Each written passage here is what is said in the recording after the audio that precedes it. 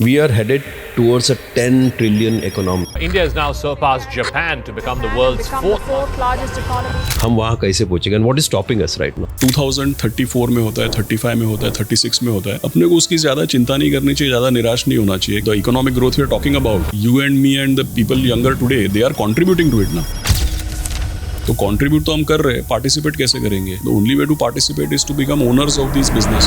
तो अगर मार्केट ही इस रफ्तार से पैसा आपका ग्रो कर रहा है तो और कितना रिस्क लेने का है? लेकिन प्रॉब्लम क्या है कि किसी को लंबे अरसे में रईस नहीं बनने का, सब लोग को अगले हफ्ते रईस बनने का. So equity, stock market investing, mutual funds which invest in stock markets, they give you real return.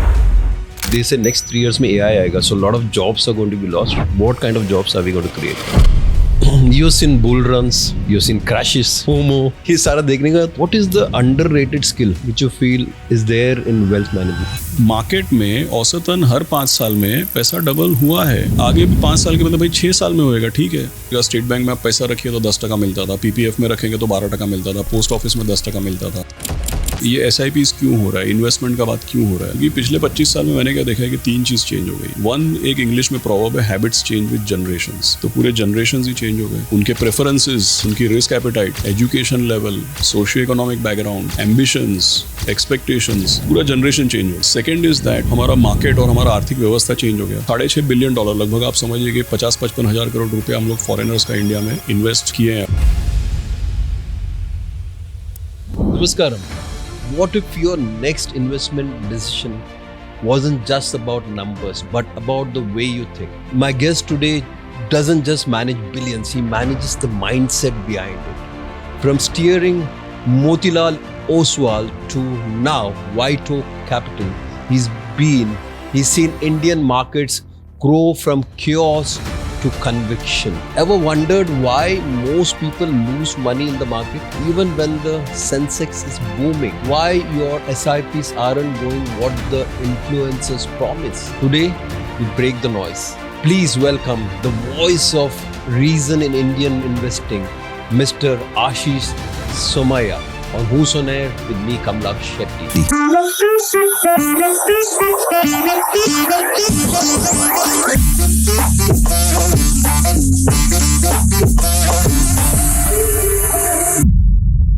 Namaskaram. We are in for a masterclass today. Ashish Somaiya, the man who manages billions today. Sir, कैसे हो आप? Very good, thank you for calling me. And it's a pleasure having you on the show. हमारी जो बातें पहली हुई वही mood बनाए रखेंगे हम लोग. और यहाँ से आशीष, just to ask you one thing, we are headed towards a 10 trillion economy. That's what's been said. What are the 3 indicators you believe will get us there? हम वहाँ कैसे पहुँचेंगे? And what is stopping us right now? See, actually अगर आप देखिएगा ना तो काफी सारा तो इसमें मैथ्स है, पूरा गणित है, मैथ्स है. क्योंकि क्या होता है कि 2 चीजें अपने इकोनॉमी के बारे में पीपल स्पीक 2 थिंग्स.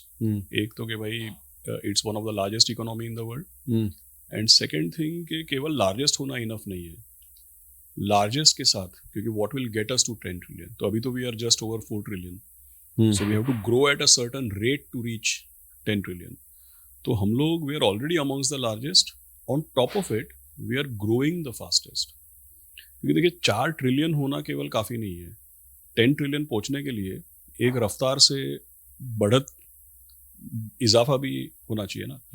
तो we are 4 trillion and growing 6.5 to 7%. तो उससे क्या होता है कि भाई 4 ट्रिलियन के ऊपर तो ऑलरेडी आपका इकोनॉमी है. 7% ग्रो करेगा तो आप 300 बिलियन ऐड करेंगे, तो उसके बाद आपका आउटपुट 4.3 होएगा. अब वो 4.3 के ऊपर 7% ग्रो होएगा. सो क्या होता है कि if you are growing at 7%, तो आपका लगभग 10-11 साल में 4 ट्रिलियन का 8 ट्रिलियन होना चाहिए. 10-11 साल बोल रहे हो तो 2035 दिख रहा है हमें. हाँ, मतलब it will take that much time. Prediction is set 2030 बता रहे समवेयर.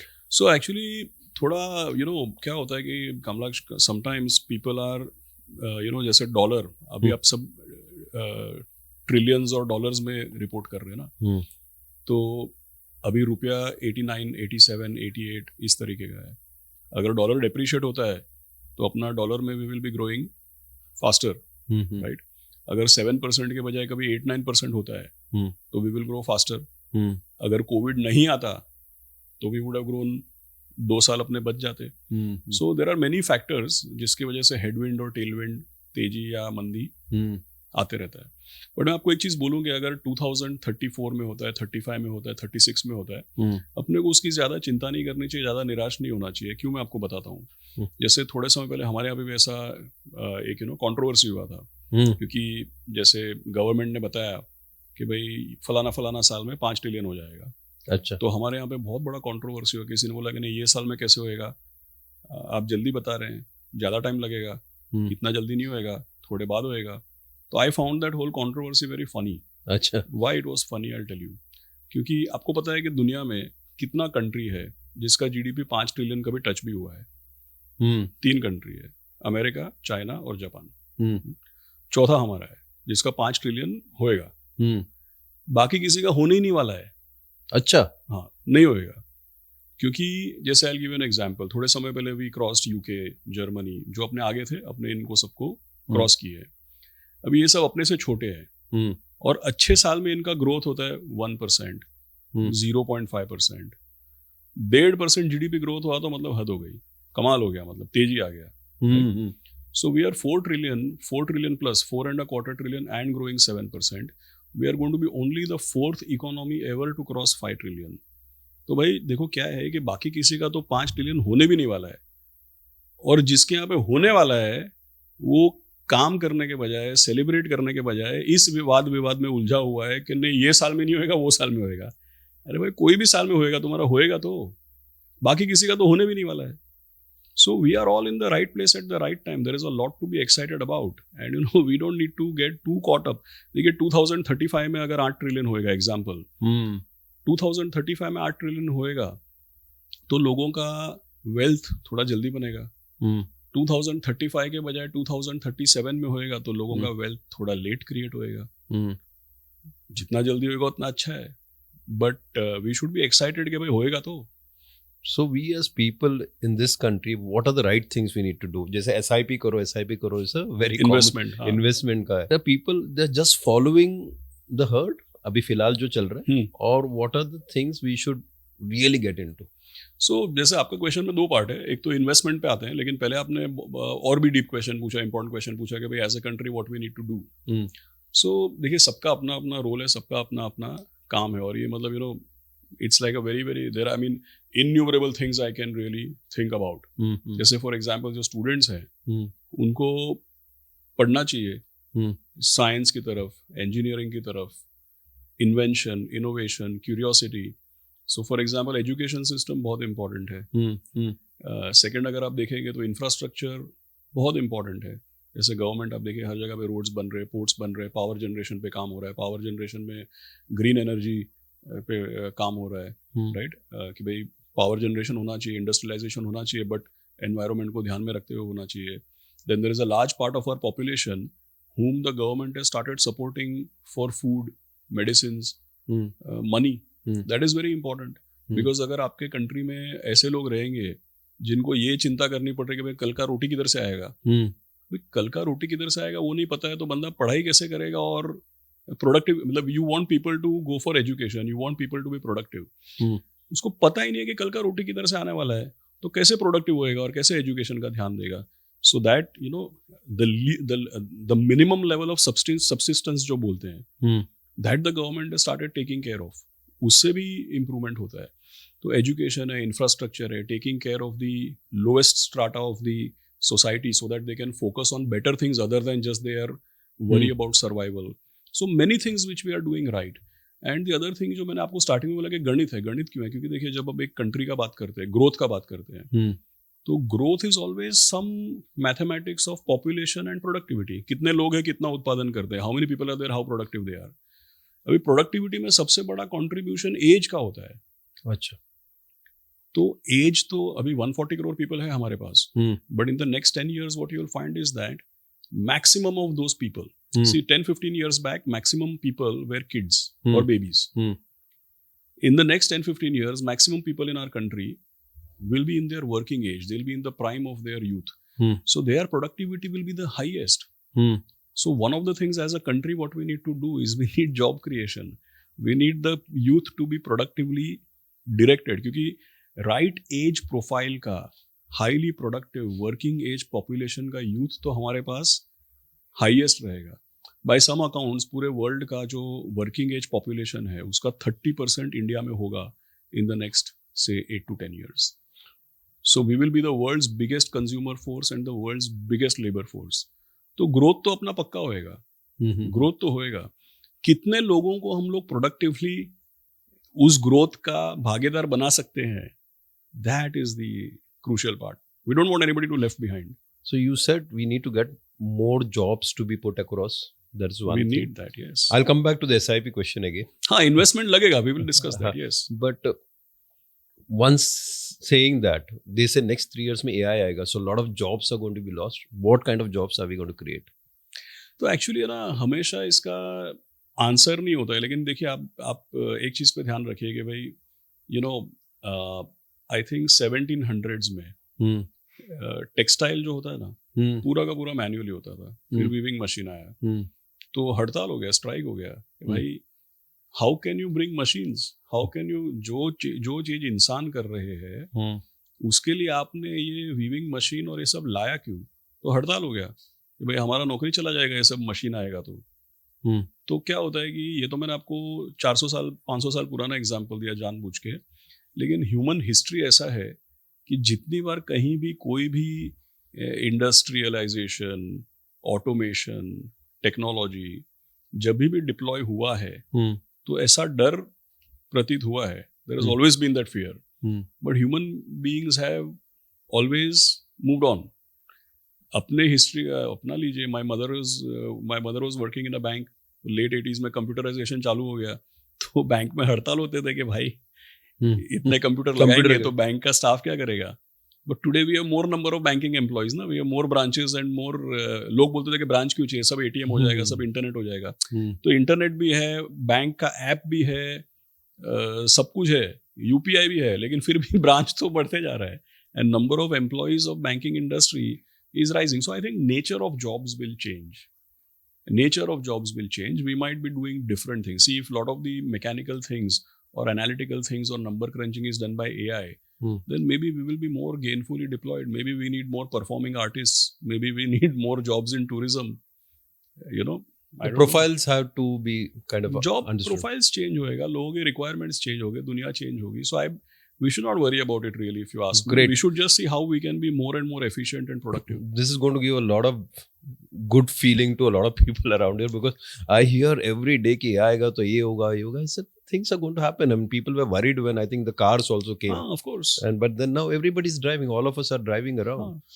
Absolutely. Superb. SIP के बारे में क्या बात? नहीं, सो जैसा आपने बताया, देखिए 2-3 things are there. We need investment. And दूसरा क्या है कि नेचुरली अपना जो पॉपुलेशन का कंस्ट्रक्ट जैसे चेंज हो रहा है. देखिए मैं 25-26 साल से स्टॉक मार्केट या म्यूचुअल फंड्स से आई एम एसोसिएटेड. तो मैंने क्या देखा, ये SIPs क्यों हो रहा है, इन्वेस्टमेंट का बात क्यों हो रहा है, क्योंकि पिछले 25 साल में मैंने क्या देखा है कि 3 चीज़ चेंज हो गई है. वन, एक इंग्लिश में प्रॉवर्ब है, habits change with generations. Okay, तो पूरे जनरेशंस ही चेंज हो गए. उनके प्रेफरेंसेस, उनकी risk appetite, education level, socio economic background, ambitions, expectations, तो पूरा जनरेशन चेंज हो गया.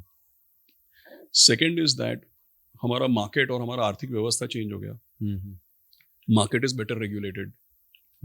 मार्केट का हिस्ट्री, जब भी मैं कॉलेज से निकला तो जो लोग OTT पे हर्षद मेहता, केतन पारेख और वो अब्दुल करीम तेलगी जो देखते हैं, तो मैं जब कॉलेज से निकला तब तो वो रियल में हो रहा था ना. हाँ. तो उसको लोग लेके डर रहे थे ना. लेकिन अब 25 साल से ऐसा कुछ हुआ नहीं है ना, क्योंकि रेगुलेशन चेंज हो गया, टेक्नोलॉजी चेंज हो गया, तो लोगों के हैबिट्स चेंज हो गए, मार्केट, रेगुलेशन, इकोनॉमी, टेक्नोलॉजी ये चेंज हो गया, डिजिटाइजेशन हो गया. अभी आप समझोगे, एक म्यूचुअल फंड के बारे में आप सुनते हैं, पढ़ते हैं, आपको पसंद आया कि भाई ये इंटरेस्टिंग है, it takes you 30 seconds to become customer of that mutual fund. And the last thing which has change dramatically is interest rates. देखिए, मैं जब अपना करियर चालू किया ना, तो गवर्नमेंट ऑफ इंडिया 11% में बोरो करती थी. ये बड़े बड़ी संस्थाएं हैं, ये 17% में पैसा बोरो करती थी. अभी अच्छी blue chip institution, if they borrow money at 17-18%, then only speculator will go in the stock market ना. जिसको खेलने का और खोने का है वही जाएगा बाजार में. अगर गवर्नमेंट आपको याद होएगा, स्टेट बैंक में आप पैसा रखिए तो 10% मिलता था, पीपीएफ में रखेंगे तो 12% मिलता था, पोस्ट ऑफिस में 10% मिलता था। तो शेयर बाजार में तो जो स्पेक्यूलेटिव एक्टिविटी है वही चलेगा, रियल एक्टिविटी तो होएगा नहीं, क्योंकि रियल एक्टिविटी तो आपको बैंक से ही 10-12% मिल रहा है। तो इतनी सारी चीजें चेंज हो गई, right? And that is why I think today's youngster, because of all these things, today's youngsters, they realize that the place to invest is the capital market. Last thing is that कि भाई अभी ये भी awareness आ गया है कि हम लोग जो इकोनॉमी का बात किया, तो economy is made up of all of us ना, right? The economic growth we are talking about, you and me and the people younger today, they are contributing to it ना, राइट? तो contribute तो हम कर रहे हैं, participate कैसे करेंगे?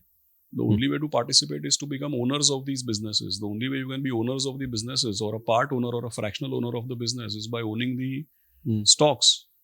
And the best way to invest in stock market is to invest through a mutual fund, because it's a professional service which is being provided. तो इसलिए ये इन्वेस्टमेंट का, SIP का ये सब चलन बढ़ रहा है. It is many factors. So 80% of the new generation they are getting into, they have the demat accounts which are open. Ji. Which is good. This Yeah. is amazing and superb. But यहाँ पर एक बात आती है कि they are looking at the fin influencers. उनको देखकर they take their decisions. Research पे ज़्यादा ध्यान नहीं दे रहे. This is when people like you who come into the picture. What is your take on that? कि क्या होना चाहिए? How do they actually take this ahead instead of just getting influenced by some people? Because I think most of them also not even SEBI registered. I think 2% of the influencers are just SEBI registered. Yeah. What should the See, there is a so थोड़ा fault हमारे industry का है. अच्छा. क्योंकि अगर हम communicate नहीं करते हैं और समझ में आए ऐसे भाषा में अगर हम कम्युनिकेट नहीं करते हैं, तो लोग फिर गलत सोर्स के पास जाएंगे ना. सो लिटिल बिट देखिए, हमारे इंडस्ट्री में क्या है कि 2-3 चैलेंजेस हैं अब तक के. Our industry has one challenge, which is that it demands experience and track record. जैसे अगर हम म्यूचुअल फंड्स मैनेज करते हैं, तो म्यूचुअल फंड्स में एक लेवल पे पहुंचने के लिए या अपना फंड चलाने के लिए you need to be regulatorily qualified, plus the market will demand कि भाई आपका कोई एक्सपीरियंस या ट्रैक रिकॉर्ड तो होए. उसकी वजह से क्या होता है कि हमारे यहाँ पे जितने लोग भी एक पोजीशन पे है ना, जैसे आई एम नियरिंग 50, तो जितने लोग हमारे पोजीशन में है वो सब 50, 55 और 60 साल के लोग हैं. और आपने जो बताया, हमारे सारे जो कस्टमर्स हैं, हमारे जो इन्वेस्टर्स हैं, वो तो सब 22, 23, 24 और 25 साल के लड़का लड़की है. और हमारे इंडस्ट्री का एक बुरा आदत है कि हम लोगों को ज्ञान बहुत देते, प्रीच कि बेटा ऐसा नहीं करने का, ऐसा करने का, ये करेगा तो वो हो जाएगा, वो करेगा तो ये हो जाएगा.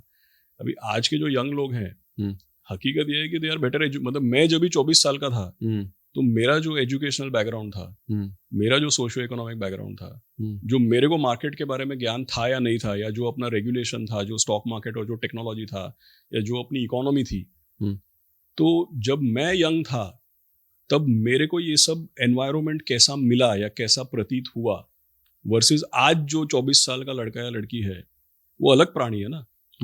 They are in a different era. Their mental makeup is different. The framework, the economy, regulation, market, their own education, very different. So why influencers are successful is because people of our industry do a bad job in communicating. That is one. Now coming to the other aspect of your question, कि भाई अगर हम ठीक से communicate करेंगे तो लोग हमको सुनेंगे, अगर हम ज्ञान देंगे तो लोग हमको नहीं सुनेंगे, right? तो लास्ट थिंग आई टेल कि भाई इन्फ्लुएंसर्स जो भी हैं, see all said and done क्या है कि लोग मार्केट में जुड़ रहे हैं और जुड़ेंगे. और जब कोई मार्केट में जुड़ता है तो सबका अपना अपना जर्नी है ना. कोई फ्यूचर्स एंड ऑप्शंस ट्रेड करके जुड़ता है, कोई सीधा सीधा म्यूचुअल फंड का SIP लेता है, कोई शेयर बाजार में जाता है, कोई IPO सब्सक्राइब करता है, कोई लोग तो सीधा बिटकॉइन में चले जाते हैं या क्रिप्टो ट्रेड करते हैं. आई डोंट थिंक कोई भी तरीका गलत है. सबका अपना अपना, everybody comes through different doors, and then they have their own experiences. As long as they don't bet the house and they don't get thrown out of the game, as long as they are getting experiences and becoming wiser, it's good. There's no harm. So what does White Oak is doing different, and what do you personally define a good investment? So two things, like one is on your first question, which is what does White Oak do? We are a professional fund management company. Okay. तो जैसे हमारे founder हैं, is my colleague, boss है मेरे, his name is Prashant Khemka. He started White Oak Capital in 2017. So he has been a professional fund manager now for nearly 28 years. He studied in the US. He managed, first he managed mutual funds in America. Then in 2006 he came to India and he was CIO for Goldman Sachs actually for 17 years. Okay. So he came back to India. He set up Goldman Sachs का India का investments के जो funds हैं वो. Then he, apart from investing in India, he became CIO for emerging markets. So invested in 28 countries. So it's why I'm giving this background is because we are a professional fund management company started by a professional fund manager and run by professionals. ये मैं आपको क्यों बता रहा हूँ क्योंकि India में जितने भी म्यूचुअल फंड्स हैं वो किसी ना किसी bank, broker, insurance company, home finance company, किसी न किसी कॉन्ग्लोमरेट का हिस्सा है. That makes White Oak different here. हाँ, it's actually because it's a that, like I said, it's a professional fund management company set up by a professional and run by professionals. We are not part of any conglomerate, right? And from 2017 onwards, we have been one of the largest FIIs investing in India. मतलब हम लोग world over से जो foreigners India में invest करते हैं, we are one of the biggest managers for foreigners to invest into India. So दुनिया भर के इतने बड़े दिग्गज जो sovereign wealth funds, pension funds, universities के endowment funds, rich people in Switzerland, UK, Europe, Middle East, Singapore, काफ़ी सारे जो मतलब $6.5 बिलियन लगभग आप समझिए कि 50-55 हज़ार करोड़ रुपये हम लोग फॉरेनर्स का इंडिया में इन्वेस्ट किए हैं अब तक. एंड जो दूसरा पार्ट है which I manage which is the domestic business. तो ये तो मैंने आपको ग्लोबल का एग्जांपल दिया, बट डोमेस्टिकली भी we are one of the fastest growing mutual fund in the country. We manage nearly 24,500 crores worth of mutual funds in India. We are one of the big PMS managers, alternate investment funds, जैसे unlisted companies, pre-IPO वगैरह. So we are a professional equity fund house. We have 50-member investment and research team. It's the largest research team in the country. What advice for the people, the general people? What does White Oak say? See, आपने एक बहुत interesting चीज बोली, what's a good investment for you. देखिए, good investment का क्या है कि लोग हमेशा आपने आई अप्रिशिएट कि आपने बोला गुड इन्वेस्टमेंट, आपने बेस्ट इन्वेस्टमेंट नहीं पूछा. और वहीं पे गलती होता है लोगों का, क्योंकि बेस्ट नाम का कोई चीज नहीं है. क्योंकि इन्वेस्टमेंट के दुनिया में है ना, अगर आप बेस्ट ढूंढने जाएंगे ना तो वो कभी जन्नत कभी जहन्नुम वैसा वो you know it's like that. कभी कभी कुछ बैट्समैन होते हैं ना कि वो जम गया तो 200 मारेगा, नहीं होएगा तो पहले बॉल में caught behind. So in investment world also na, there are many people who can maximize your return. And let me assure you, everybody who maximizes will someday minimize because it is cyclical. Okay.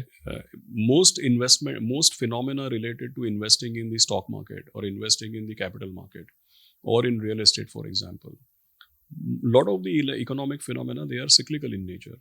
तेजी मंदी, crest and trough, ऐसा आता है. तो ये कैसा है कि भाई it is about optimising, you have to be consistent. तो जैसे यू नो इन्वेस्टमेंट की दुनिया में सक्सेसफुल होने के लिए सबसे ज़्यादा रन सबसे कम बॉल में बनाना इम्पोर्टेंट नहीं है. सबसे लंबे समय तक गेम में रहना और पिच पे बरकरार रहना और लंबे समय तक पार्टिसिपेट करना इम्पोर्टेंट है. Okay. There is no hurry. See the people who, why is mister Buffett so famous? Not because he made some 12, 13, 14% compounded return. He's famous because he made that return for 60 years. So real wealth is created not कि भाई मेरे को एक साल में 12% मिला या 14% मिला. आपको रिटर्न समझो 12% मिला, लेकिन अगर 6 साल तक 12% मिला तो पैसा डबल होता है. 12 साल तक 12% मिलेगा ना तो वो 4 गुना हो जाएगा, राइट? लेकिन अगर आपको एक साल 14% मिला और अगले साल नेगेटिव मिला तो आप मैदान से ही निकल जाएंगे. आप बोलेंगे भाई ये अपने काम का नहीं है, I can't stay put. So what is White Oak is one of the funds which, you know, our aim is to be consistent. Our aim is to ensure that people can stay with us for longer. We don't want to expose them to extremes. जब आप किसी को extreme scenarios से expose करते हैं ना तो grid और फियर उसका साइकिल आता है. जब तेजी होती है, अच्छा चल रहा है तो लोग जुड़ते हैं. फिर ऐसा सिक्लिकली नीचे जाएगा तो लोग, people will be disappointed, right? So you have to be consistent. You have to ensure that you and your clients can be in the game for as long as possible. For investment success, consistency is important. Optimization is important. Maximizing is actually a sign of being risky. You've seen bull runs, you've seen crashes, Absolutely. FOMO. ये सारा देखने का, what is the underrated skill which you feel is there in wealth management.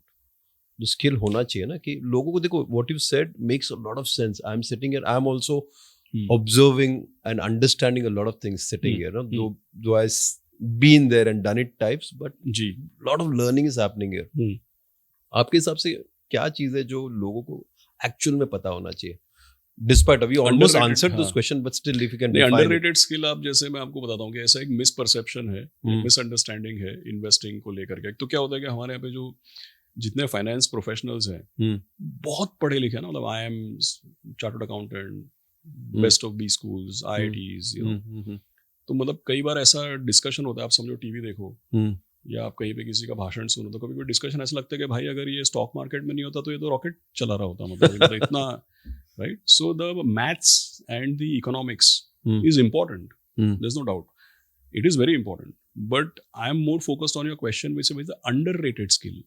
तो maths और economics और intelligence चाहिए, वो तो it's well appreciated, well known. The underrated skill is basically that which I was trying to describe to you in your former question. The underrated skill is that, boss, be consistent and be there on the field.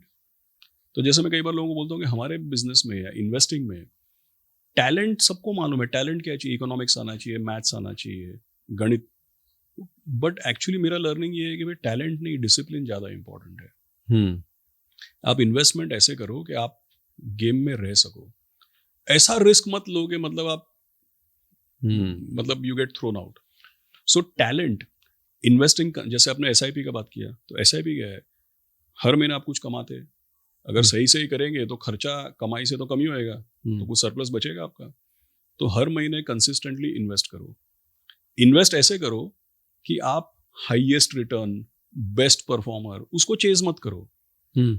You से कि भाई चलो हमारा stock market ऐसा है कि लोग खाली सेंसेक्स खरीदेगा ना, सेंसेक्स इंडेक्स। पिछले 32 साल में जब से लिबरलाइजेशन हुआ ना, सेंसेक्स इंडेक्स ही 14% कंपाउंड हुआ है, मतलब हर 5 से 5.25 साल में तो सेंसेक्स में पैसा डबल हुआ है। तेजी में 3 साल, मंदी में 7-8 साल, लेकिन औसतन हर 5 साल में तो इंडेक्स में ही पैसा डबल हुआ है। तो अगर उसके बाद अच्छे म्यूचुअल फंड्स के आप आइए, तो उसने तो इंडेक्स से थोड़ा 2-4% बेटर किया है। अभी आपको इंडेक्स 14-15% दिया है पिछले 32 साल में, आगे जाके चलो 12% दे, जो भी देगा, 10 देगा, 12 देगा, जो भी देगा, उसके ऊपर अच्छे म्यूचुअल फंड्स आपको 2-3% और दे सकते हैं, राइट। तो दैट इज गुड। मार्केट में औसतन हर 5 साल में पैसा डबल हुआ है, आगे भी 5 साल के मतलब भाई 6 साल में होएगा, ठीक है। तो अगर मार्केट ही इस रफ्तार से पैसा आपका ग्रो कर रहा है तो और कितना रिस्क लेने का है। लेकिन प्रॉब्लम क्या है कि किसी को लंबे अरसे में रईस नहीं बनने का है, सब लोग को अगले हफ्ते रईस बनने का है। That is the problem. मेरे को एक बार किसी ने बोला था, मेरे फ्रेंड ने ही बोला था कि पता है कि वेल्थ क्रिएट करने के लिए, रईस बनने के लिए समझो 15 साल लगता है, अगर आप जल्दी में है ना आपको 25 साल लगेगा। That is the issue, people are in a hurry. So the underrated skill is be consistent, try to be on the pitch for longer, and keep discipline and patience. The overrated skill is talent, the underrated skill is discipline. Okay. That is the thing to keep in mind. And who brings in the discipline? One is या तो आपका temperament होना चाहिए, जैसे आपने बताया FOMO. अरे जैसे किसी ने एक बार बोला था कि भाई दुनिया में सबसे बड़ा प्रॉब्लम क्या है मालूम है, बाजू वाले का अगर मेरे से ज्यादा पैसा बन गया ना तो उससे बड़ा कोई प्रॉब्लम। I agree. मेरा दोस्त का अगर मेरे से ज्यादा पैसा बन गया या मेरे नेबर का मेरे से ज्यादा पैसा बन गया, उससे बड़ा दुनिया में कोई दुविधा नहीं है। तो how can you be and who can help. एक तो या तो अपना टेम्परामेंट होना चाहिए कि अपने को ऐसा आश्वस्त रहना चाहिए कि भाई मेरे को पता है मैं क्या कर रहा हूँ, आई एम क्वालिफाइड, एजुकेटेड, जो मैंने बताया कि भाई मेरा डिसिप्लिन है, मैं लंबी रेस का घोड़ा या घोड़ी हूँ, राइट। एक तो खुद का टेम्परामेंट, दूसरा सलाहकार चाहिए, हर चीज के लिए एडवाइजर चाहिए। जैसे कई लोग जिम में जाते हैं, बोलते हैं जिम में ट्रेनर क्यों चाहिए यार, मेरे को सब मालूम है। अरे भाई कुछ नहीं तो कम से कम ट्रेनर सुबह 5:30 बजा के तुम्हारा घंटी तो बजाता है, राइट। उसके बिना तो तुम जाएगे ही नहीं नीचे, राइट। सो हर चीज में you need a advisor, you need a sounding board, you need a third party, you need a critic, right. तो मार्गदर्शक या सलाहकार, एडवाइजर, वेल्थ मैनेजर, वो इंपॉर्टेंट होता है। It is a under appreciated और less understood requirement, right? So your temperament, getting right advisor and maths मतलब important है. मतलब जैसे अगर आपको फाइनेंस का समझो अंडरस्टैंडिंग नहीं है, लोन लेने का कि नहीं लेने का, लोन लिया तो रीपे करने का कि नहीं करने का, कब लेने का, इन्वेस्टमेंट अगर है तो इन्वेस्टमेंट चलने दें कि इन्वेस्टमेंट निकाल के लोन रीपे करें. ये सब मैं बोल रहा हूँ. We are not into deep into that discussion, but all of these thought processes like how you manage money, those is very important. Ashish Somaya at the age of 25 had 10,000 rupees. At this point of time, where would you start? If I had 10,000 rupees today, I would actually start. I mean, you know, first thing to understand कि भाई मैं 25 साल का जब हूँ तो मेरे पास 10,000 है कि 5,000 है कि 20,000 है, मेरा 1 रुपया मेरे लिए इम्पोर्टेंट है, right? And the thing is that कि भाई ऐसा कोई चीज नहीं है कि भाई you need lot of money to start investing. I don't know if you know our industry, the minimum investment is 100 rupees. In our funds, the minimum investment is 100, 500, 250. As low as that. Oh, Yeah, that's yeah. wonderful. सबका अलग अलग है, लेकिन 100, 150, 100, 250, 500 ऐसा एक fund मेरे को पता है जिसका 10 रुपए भी मिनिमम है इंडस्ट्री में, right? So starting early and staying the course, वो इम्पोर्टेंट है.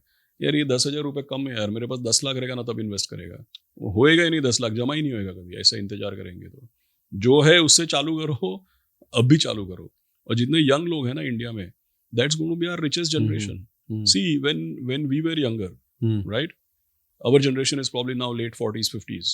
When we were younger, India था ना, वो इंडिया में ना, जैसे मैं कई बार कुछ लोगों को मिलता हूँ, उसको भी बोलता ना तू कितना सक्सेसफुल है यार, कॉन्ग्रेचुलेशंस. तो बोलता है हाँ मैं ना एक गरीब परिवार से था, लोअर मिडिल क्लास था, मैं बहुत फाइट मारा, मेहनत किया.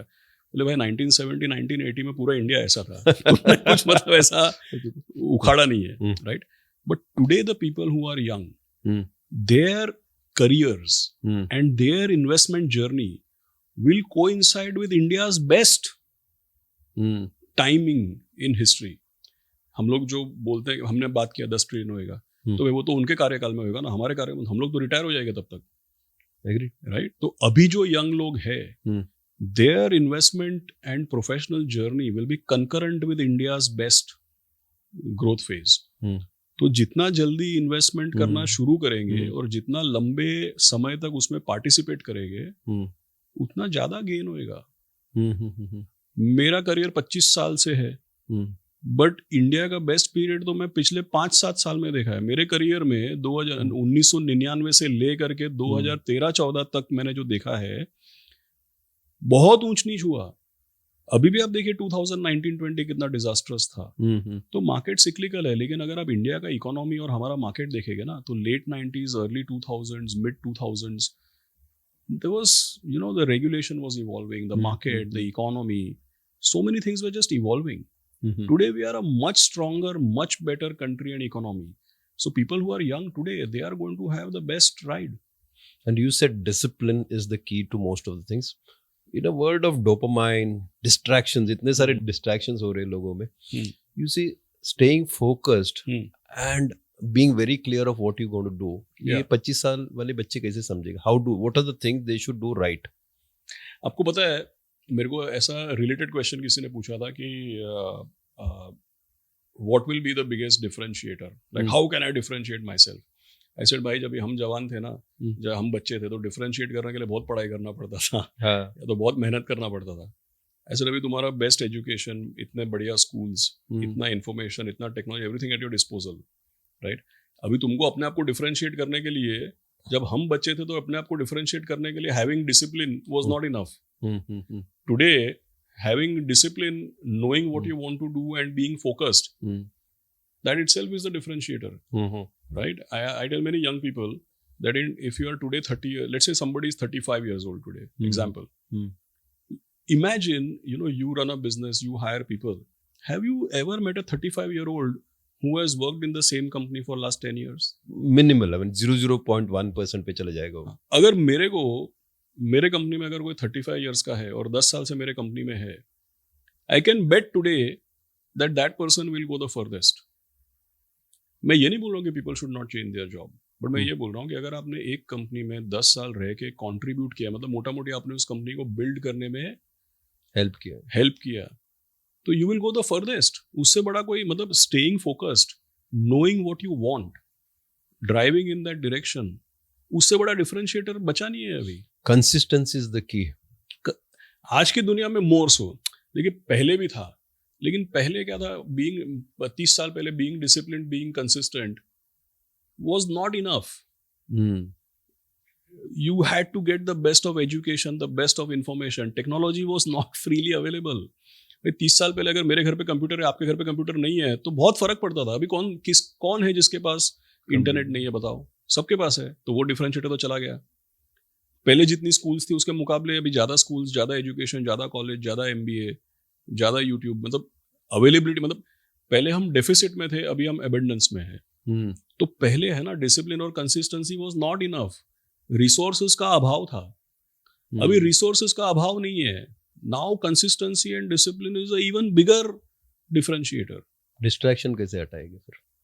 वही तो डिफरेंशिएटर है. वही तो, दैट्स द डिफरेंशिएटर, राइट. सी देखिए, ऐसा नहीं है कि भाई अगर आपका डिजिटल मीडियम पे टाइम जाता है तो उसमें क्या, मतलब मैं ये नहीं बोल रहा हूँ गलत है, but at least are you in alignment with what you have to do. भाई हम यूट्यूब पे पूरा दिन निकाल सकते हैं, लेकिन is it taking you in the direction you want to go, is it taking in another direction? उतना तो आपको अपने आप को फोकस या डिसिप्लिन करना पड़ेगा ना. रिसोर्स तो सारे हैं. That comes to you. Suits, stocks. What is the thing that's a daily ritual Ashish Somaya follows which differentiates you? What grounds you? See, मेरे को what grounds me is my career, my industry, the people I work with, leaders, bosses, they've all been kind to me. So I'm grateful for all the opportunities, all the exposure, where I landed up on my 2 feet. All of those things I'm grateful. So that is what actually I had read. Obviously Will Smith. He wrote a biography a couple of years back. His biography is called Will. The most profound thing I read in that, and that I can relate to, that is why I said that, because I could relate to that. He said that if you are grateful, you can never be unhappy. So वो थोड़ा बहुत I relate to it. So And I am gratitude grateful is for, one something which you need to keep having, and that's Absolutely. always a way to success. Absolutely. Yeah, I mean, I feel grateful for what opportunities I got. So, What is a everyday routine which Ashish follows? Reading. What are the things which you do, which will influence the younger guys? So I would say that I'm hungry for data. First thing I do, I wake up in the morning. I see the MIS. Okay. मतलब business का कल क्या हुआ. तो हमारे यहाँ पे क्या होता है, पूरे प्रीवियस डे का सब प्रोसेसिंग रात को होता है. अच्छा. And morning 4:30 I get the MIS. It's not that I wake up 4:30 every day. If I am catching a flight I may be up, but first thing I do is I see the MIS कि भाई कल का business. That is what I wake up to see that actually, if you really ask me. Sometimes अगर कुछ system में कुछ fail होता है, कुछ हैंडशेक नहीं होता है और डेटा पॉपुलेट नहीं होता है, तो आई फील अनकंफर्टेबल कि भाई मेरा रूटीन ब्रेक हो गया. So first thing, I see the phone, but I don't see X or YouTube or something. I see the phone for the MIS. It gets populated in the system. Then, of course, 2 to 3 weeks, sometimes I'm traveling. Not all over the world, but within India, I travel a lot. So the routine changes depending on whether I'm in Mumbai or whether I'm traveling. If I'm in Mumbai, I leave my house at 7:45. I make sure I'm in office by 8:15. Because if it is 9 o'clock and I'm on the road, I become very, very impatient. And so I don't like to get stuck. So I reach at 8:15 in office. And then, bulk of my day is reading and talking to people. Either I'm reading or I'm talking to people. That's the information which you keep gathering, and it adds value to whatever you're doing also. Yeah. And the other thing which I'm blessed is that I meet a lot of people.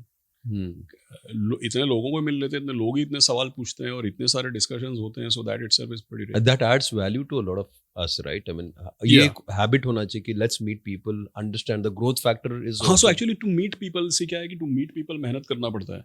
But I am in a profession where my part of my work is to keep on meeting people. Either they are our investors or they are wealth managers and advisors, or people who are part of the channel, right? Or they are my peers. or they could be, you know, auditors, consultants, industry bodies, regulators. Sometimes you get the opportunity to listen to people from the government. So the number of people itself that we meet and listen to, it's part of the work, you know, it's very outgoing. You've been in this industry for a very long time, बहुत साल हो गए आपको. ऐसा कोई एक investment किया था जहाँ से आपने सीख ले ली, which you thought was the drop, और यहाँ से this is the biggest learning which you have had. हाँ, yeah, 1999 में जब आपको नहीं पता होगा, but when I passed out of college, मेरा एक सीनियर था जिसको मैं फॉलो करता था, मतलब you know who I respect a lot, and he taught me lot of things. तो 1999 में ना, जब मैं स्टॉक मार्केट में जुड़ा नहीं था, पढ़ाई कर रहा था, and I knew that I am going to, मतलब मेरे को प्री प्लेसमेंट ऑफर वगैरह मेरे को पता था मैं ज्वाइन करने वाला हूँ. तभी उसने मेरे को बोला, तभी तेजी चल रहा था टेक्नोलॉजी स्टॉक्स वगैरह का, लेट 90s में. तो उसने मेरे को एक कंपनी का शेयर बोला कि यू नो ये बहुत अच्छा करने वाला है, तुमको इन्वेस्ट करना है क्या. तो मेरे को तो कुछ वो ट्रेन ही था, कुछ स्टाइपेंड मिलता था, कुछ मिलता था, मतलब ऐसा कोई ज़्यादा तनख्वाह नहीं था. फिर भी मैंने 15,000 रुपया का वो शेयर्स खरीद लिया. फिर वो टेक्नोलॉजी का यू नो ऊपर गया नीचे हुआ. फिर वो फ्रेंड ने शेयर्स लिया था, उसको पैसा देने का था मेरे को, and then the market went up and down and you know lost. तो मम्मी को जाके सॉरी बोलना पड़ा, मम्मी से 15,000 रुपये दे के लेके उसको देना पड़ा. तो आप समझ सकते हैं कि भाई लेट 1999 में 15,000 मतलब was a big amount. It's crazy some of money, right. तो उसमें सारा का सारा लर्निंग मिल गया ना कि भाई जो चीज़ खुद को समझ में नहीं आता है वो लेने का नहीं. जो चीज़ अभी बहुत गर्म है या बहुत तेजी में है, सबके ज़बान पे है, वो लेने का नहीं. अगर खुद म्यूचुअल फंड में काम करते हैं तो अपना प्रोडक्ट है उसमें इन्वेस्ट करो. दूसरे को बोलते हैं म्यूचुअल फंड में इन्वेस्ट करना चाहिए और हम खुद ही शेयर लेंगे, तो वो भी गलत है. सो जितना लर्निंग होना चाहिए वो सब एक गलती में और एम्बैरेसमेंट में समझ में आ गया एक बार में. देखो, लोग सक्सेस के बारे में बात करते हैं हर बार. ऐसी कौन सी बात है जो फेलियर के बारे में आज तक आपने किसको बताया नहीं? What is this thing? बहुत सारा है ना फेलियर्स, जैसा मैंने अभी आपको बताया तो बहुत ही एम्बैरेसिंग था. बट मतलब पढ़ा लिखा, मतलब इंजीनियर MBA पढ़ा लिखा हो गए, मम्मी को जाके सॉरी बोल के शेयर बाजार में, right. So anyway, apart from that, if you really ask me, you know मेरा अर्ली लाइफ में, in my early life I had you know I might have probably passed up lot of opportunities because of lack of confidence or insecurities or inferiority complex, for example. Right. So जैसे कि you know competitive entrance exams देना चाहिए. Things have turned out fine, but कौन सा competitive exam देना चाहिए, कौन से institutes में आपको try करना चाहिए. So I consistently undersold myself. I did not actually aim for the highs. Didn't aim for what my potential or possibilities could have been. वो तो I'm lucky that it hasn't hurt me or harmed me, or where it could have hurt me or harmed me, I don't know. But in my early life, I had a lot of insecurities and inferiority complex, because of which I did not do many things which I should have, could have probably done. So I think underselling yourself and not aiming, not being ambitious, I think ये सब early life में, you know, these are serious mistakes if you really ask me. And I haven't like really discussed it, but since you're asking, it is playing on my mind. I think this should be a lesson for a lot of young people that you need to keep on upgrading yourself. हाँ, मतलब level decide करने के पहले highest level तक M तो करके देखो भाई. हाँ, मतलब वो you have to look really high. हाँ, and somewhere in between तो आ ही जाओगे. हाँ, मतलब मेरे को I have no reason to complain, but I would still say कि भाई everybody should evaluate the best possible. I mean, at least aim for it, right? I have no reason to complain, but still I would say that you should. So you have mentored a lot of people. बहुत लोगों को आपने सीख दी है, सिखाया है. आपके हिसाब से what is the next generation which is doing wrong about money at this point? They have got a lot of information, but कुछ चीजें शायद they are still not doing it right. Do you think there's something like that? तो मेरा एक belief है, मैं generally किसी को एडवाइस नहीं देता हूँ, honestly, in all humility. And जो यंगर लोग हैं ना, जो अपने से हाफ उम्र के हैं, उसको तो डेफिनेटली मैं कभी एडवाइस नहीं देता हूँ, बिकॉज मेरा ऐसा जेन्युइन बिलीफ है. देखिए क्या है कि मैं आपको ना लाइटर नोट बोलता हूँ. हम लोग मुंबई में बैठे तो मुंबई का भाषा में आप जानते हैं कि हर जनरेशन को लगता है कि उसके बाद का जनरेशन में सब ढक्कन लोग हैं. ऐसा बिलीफ है ना, सबको लगता है कि हमारे बाद वाले हैं, उसको क्या मतलब पता नहीं है लोग ऊपर क्या कर रहे हैं. बट आप ही सोचो दुनिया का हिस्ट्री क्या बताता है. दुनिया का हिस्ट्री ये बताता है कि भाई हर जनरेशन, आने वाले जनरेशन अपने से ज़्यादा स्मार्ट है ना, दैट्स द रियलिटी। ये जो हमें AI और ये टेक वर्ल्ड है, हमने नहीं बनाया, हमारे बाद वाले ने बनाया ना। Right. So my belief is that my general belief in life is that people know what they are doing. I never start with an assumption that they don't know what they are doing. I generally assume that people know what they are doing. It's just that their calling and their motivations might be different from what my calling and my motivations are. So that is a disclaimer. I never advise anybody. Having said so, with due respect to the question, I just feel that there are few things which done earlier will just help them. इसलिए जैसे आपने बात किया कि भाई discipline थोड़ा जल्दी decide कर लो, हो सके तो पता करो कि भाई मेरे को अल्टीमेटली किस डायरेक्शन में जाने का है, तो डिसिप्लिन आ जाएगा, फोकस आ जाएगा.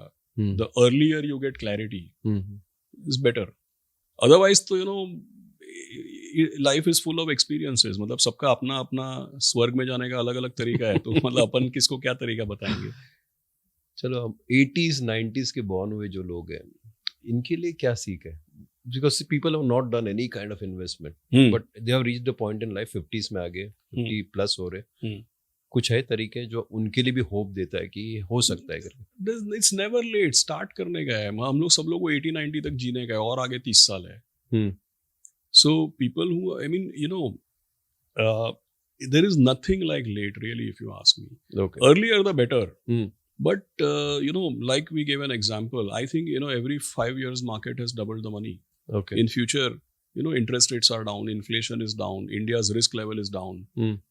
So in the past 15% was a good return, in the future maybe 12% may be a good return. फिर भी 12% छोटा नंबर नहीं है. अगर मेरा उम्र 50 साल का और आज भी मैं अगर कुछ पैसा साइड पे रख के सेव करना चालू करता हूँ, राइट, तो 70 साल की उम्र तक it can still become a big corpus. या 65 साल की उम्र तक it can still become a big corpus. So I think starting is important. But taking inflation also, still you start. See, stock market, equity mutual funds, SIPs, ये instrument जो है ना, it beats inflation. See, I'll give you a simple example. When you buy stocks or when you buy a mutual fund which buys stocks, they are driven by the profitability of companies. And any company which survives and thrives, obviously their profits are adjusted for inflation. ऐसा कौन सा अच्छा company है जो inflation का भाव अपने customer को नहीं पास ऑन करता है? So corporate profits will come after factoring in inflation, after passing on the cost of inflation to the consumer. And on top of it, if they're making profits, it's obviously inflation adjusted. So equity, stock market investing, mutual funds which invest in stock markets, they give you real return after beating the inflation. Okay. So it's not about, if you start early it's good, but it's never anything called late really. What should be the learning? What should they keep studying? अगर आप, they can't just go to anybody, right? Ji. They need to go to the right place. कहाँ से सीखते हैं ये as में? Like, somebody is 50, where do they kind of find the right place to go to without just find a good advisor? See, जैसे अगर आपको if you need help with your taxation, you will go to a good chartered accountant, or you will go to a doctor, lawyer. There are professionals, there are wealth managers, there are mutual fund distributors, there are registered investment advisors, So you should seek out someone. ये देखिए क्या है कि कभी कभी ना मेरे को पता नहीं ऐसा क्या है कि म्यूचुअल फंड्स और स्टॉक मार्केट के बारे में क्यों लोगों को लगता है कि ये तो मैं खुद कर लेगा. भाई फॉर हर चीज़ के लिए तो आप प्रोफेशनल के पास जाते हैं.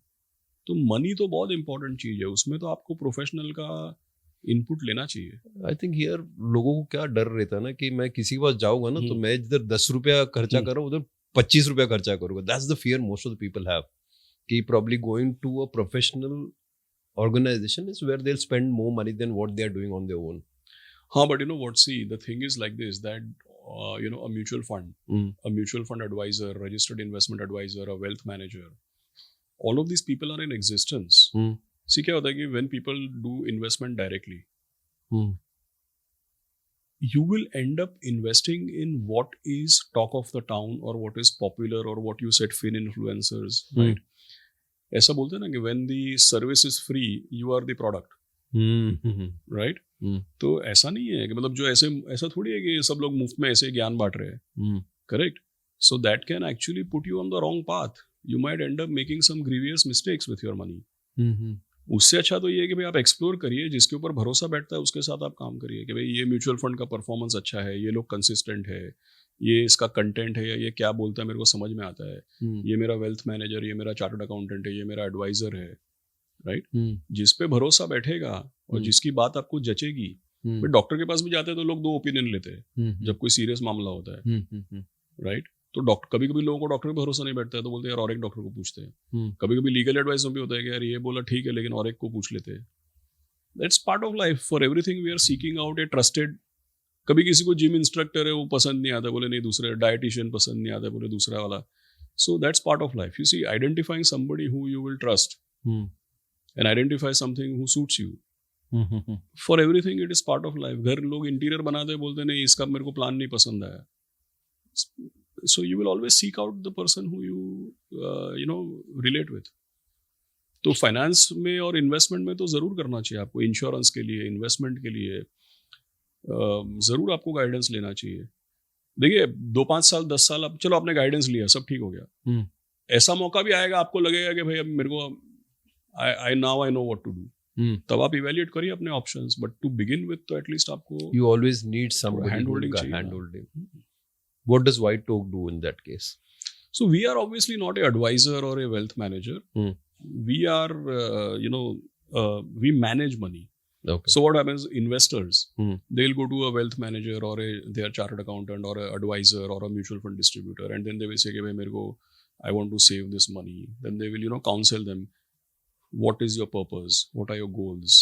How much can you save? What are you expecting? Based on that, then they will say that, okay, this is a good mutual fund. This is relevant for you. So we are, you can say that we are between us. So there's an investor and we are a mutual fund. In between, there could be a fintech, there could be a wealth manager, there could be advisor, there could be mutual fund distributor, a banker, a chartered accountant. So people go to some form of, advisor or distributor, and then they direct based on the requirement of the understanding. Plus these people will be analyzing all the funds कि भाई कौन सा fund अच्छा कर रहा है, मेरे client के लिए कौन सा रेलेवेंट है, रेलेवेंट नहीं है. So based on this interaction, then they will say, okay, say White Oak is a good fund, why don't you invest, right? So it's a industry which has investors, intermediaries who are advisors or distributors, and then it has the manufacturers or the fund managers. So having 5,000 a month also is good to approach you all? Of course. हम लोग का तो mutual fund industry has played a huge role in getting people into the capital market, right? I mean, ये आप देखते हैं TV में हमारी इंडस्ट्री, म्यूचुअल फंड सही है, हर जगह पे आता है, टीवी में, इंटरनेट पे. That is for awareness, that is to tell people कि भाई कैपिटल मार्केट में, शेयर बाजार में इन्वेस्ट करना आपके फ्यूचर के लिए अच्छा है. और उसमें इन्वेस्ट करने का सही जरिया ये है कि भाई आप एडवाइस लीजिए, किसी का हेल्प लीजिए और सही म्यूचुअल फंड को चुनिए. Quick questions. SIP or lump sum? SIP. Always. अगर लमसम भी है तो भी धीमे धीमे इन्वेस्ट करना. पैसा मार्केट में हमेशा पैसा ड्रिप करना चाहिए, एक समय पे नहीं करना चाहिए. Elon Musk or Warren Buffett? Mr. Musk. Reason? Because he is somebody who is taking the world forward. Okay. देखिए, all said and done. एक जो आपने एग्जाम्पल दिया उसमें एक इन्वेस्टर है, who is a investor cum businessman, और एक रियल इन्वेंटर है, real engineer. Mister Musk is the world's foremost engineer. So he is the one who creates things with his own hands. I respect that. But a lot of people also look forward, and people in the earlier generation, they still look up to Warren Buffett, and they find Elon a little more brash, they feel. So your thought process, this is what I am looking at it. Yeah, no. So you are right. See, Mr. Buffett has taught people, generation of people, maybe 2-3 generations of people, Mr. Buffett has taught to invest. He's a visionary, he's a leader. But the point is that all of us investors will come to a big zero if there are no entrepreneurs and engineers. Right? Ultimately, where do investors invest? Investors invest in businesses created by these entrepreneurs and engineers. And we are lucky that these entrepreneurs and engineers, they need capital. They need capital. That's why we have the opportunity to become investor. अगर ये लोग आते ही नहीं capital लेने और खुद ही अपना, जैसे वो लोग अपना जैसे उन्होंने इलेक्ट्रिक कार्स या स्पेस शटल्स या रॉकेट्स और वो स्टारलिंक, ये सब चीज़ें जैसे इन्होंने इन्वेंट किया है, वैसे ये खुद का सोर्स ऑफ कैपिटल भी इन्वेंट कर लेते तो हमारा तो काम ही नहीं था फिर. So I would any day respect an engineer or a creator or a inventor more than an investor. If those guys are not doing what they're doing, then investors are not even needed. Mumbai और Bangalore?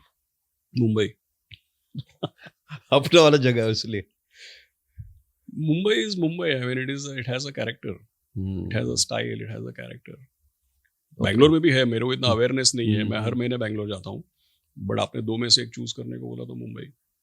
One book which every investor must read. एक ऐसा book जो बताइए, one or two books which you feel is the need. See, ऐसे जैसे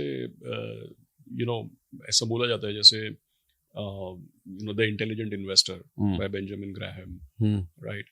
Then एक जो मुझे बहुत पसंद है, Common Stocks, Uncommon Profits. Then मुझे और एक बुक बहुत पसंद है, Investing, The Last Liberal Art. तो बुक्स तो बहुत है, मतलब there is an abundance of books on investing, in fact, and there are a lot of good podcasts. Which one? A lot of good sources, right? No, जैसे I'll give you an example. I was recently listening to the podcast of Mr. David Rubenstein. Okay. He's a American investor. He works for a firm called Carlyle. So and he's written a book also. Unfortunately, I'm forgetting the title of the book. So I have watched some of his videos and I've read his book also, whose title I forgot. But there are some of these guys who are really, they speak to the best of the best. And, they distill so much of knowledge and information. One myth which you feel which has to die, एक जो झूठ है, which people think सच है अभी भी, वो बंद होना चाहिए. आपने जो पूछा ना, वो बहुत बड़ा सत्य है कि भाई इन्वेस्टिंग के लिए आपको डिसिप्लिन और कंसिस्टेंसी चाहिए. ये मिथ है कि खाली गणित, मतलब मैं कितनी बार लोगों को बोलता हूँ कि इकोनॉमिक्स का नोबेल प्राइज भी ह्यूमन साइकोलॉजी स्टडी करने वाले को दिया गया है. अगर पूरा गणित होता, पूरा इकोनॉमिक्स होता, तो इकोनॉमिक्स वाले खुद नोबेल प्राइज थोड़ी ह्यूमन साइकोलॉजी स्टडी करने वाले को देते. तो कितना मैथ्स चाहिए ना, दैट इज ओवररेटेड. इतना मैथ्स नहीं चाहिए.